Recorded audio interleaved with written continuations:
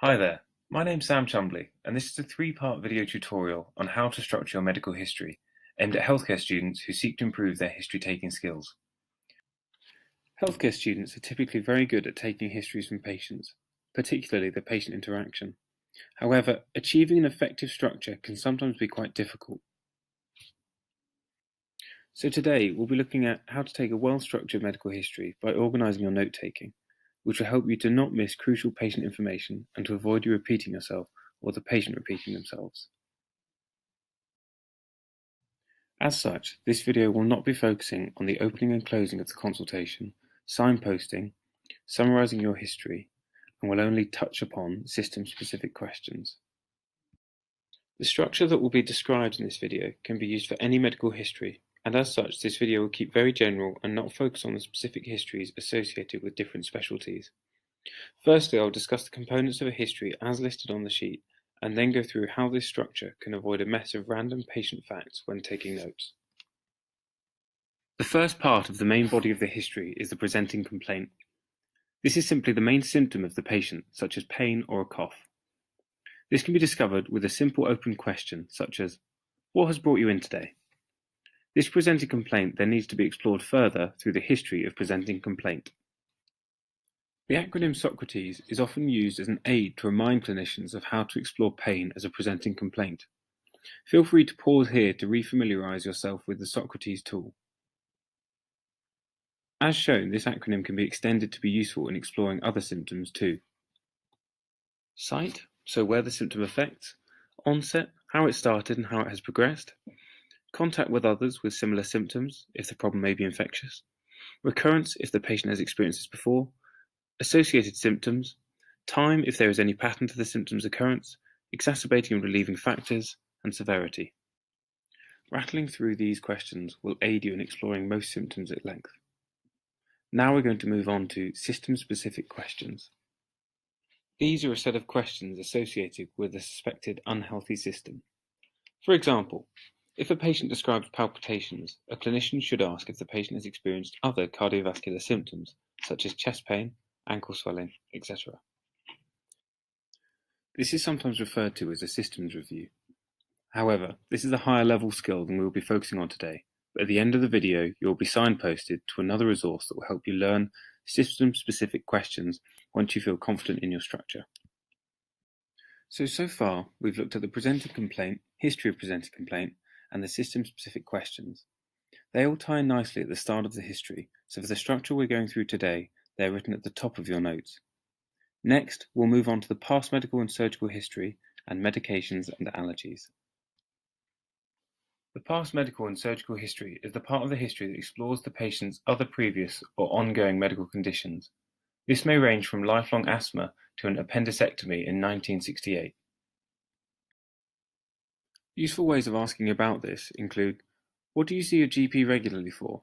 To get key medical conditions currently affecting the patient, and when was the last time you were in hospital, and what was that for? To get exacerbations of illnesses, planned surgeries, or emergency medical or surgical problems. The next part of the history is finding out the patient's current medication and their allergies.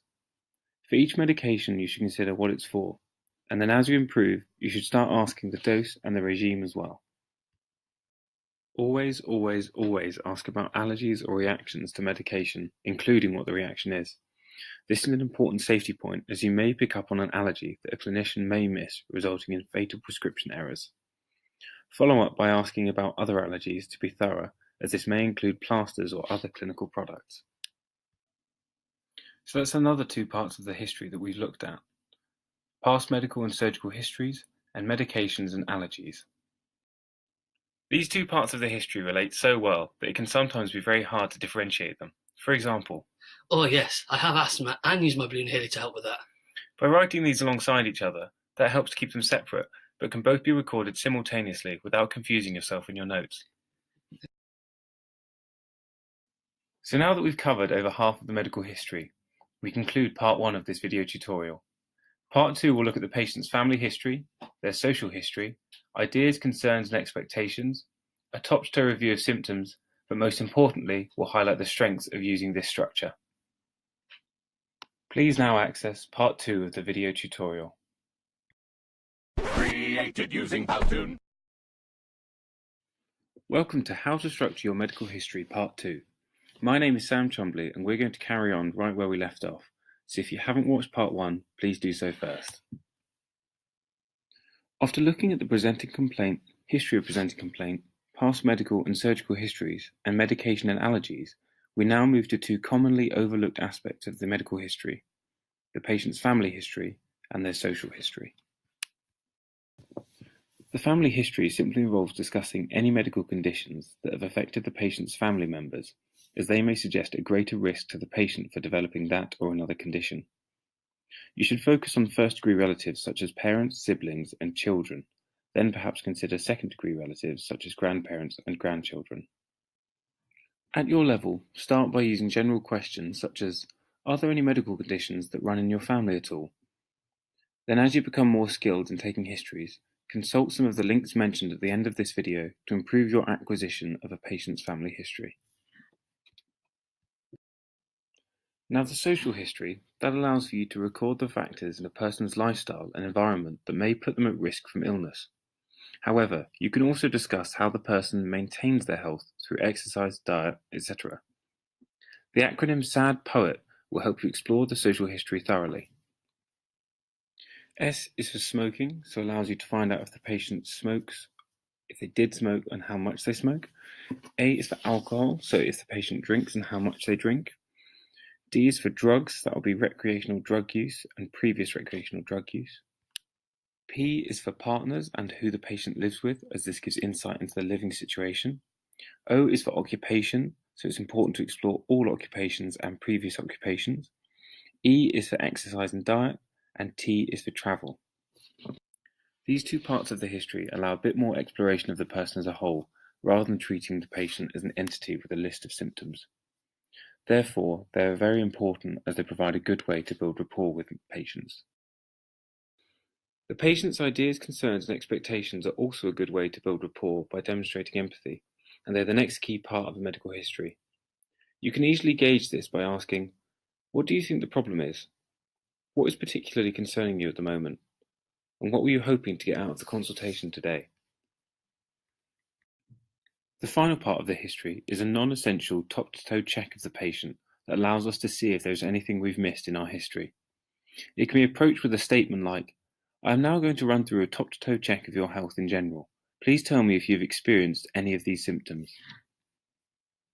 Any fits, feints, or funny turns? Any headaches? Any changes to your senses? Any difficulty swallowing?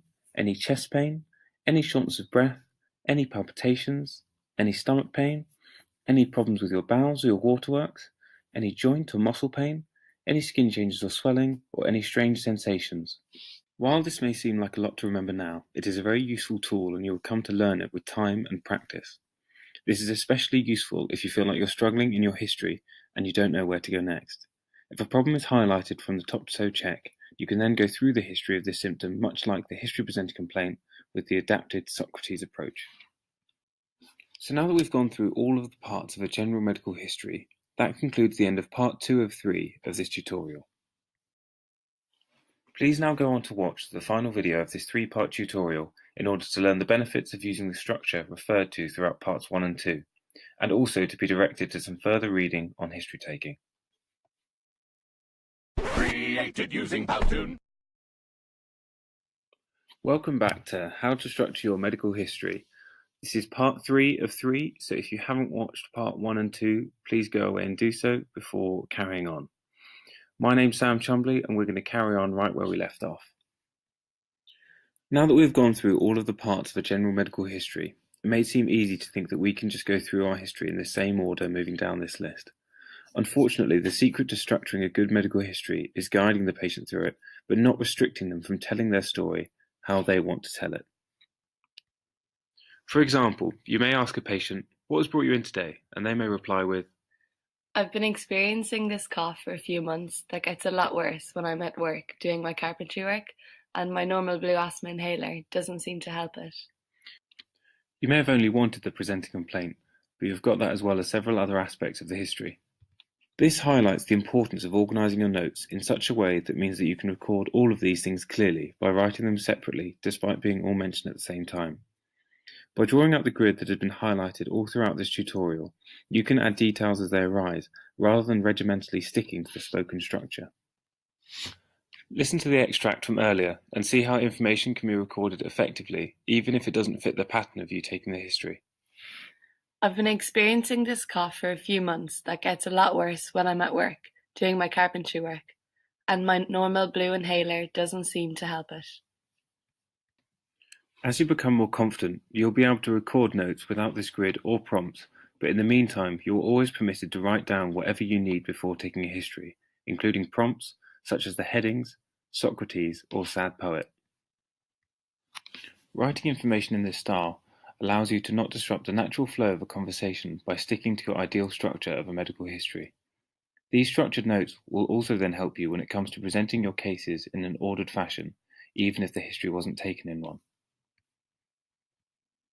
So over the course of this 3-part video tutorial, we have looked at the components of a medical history, a way in which to structure your note-taking, and the merits of doing so.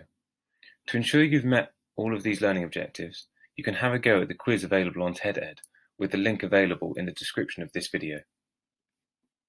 Now that you've completed this guide, consider going away and practicing what you've learned by taking histories using this structure for your notes.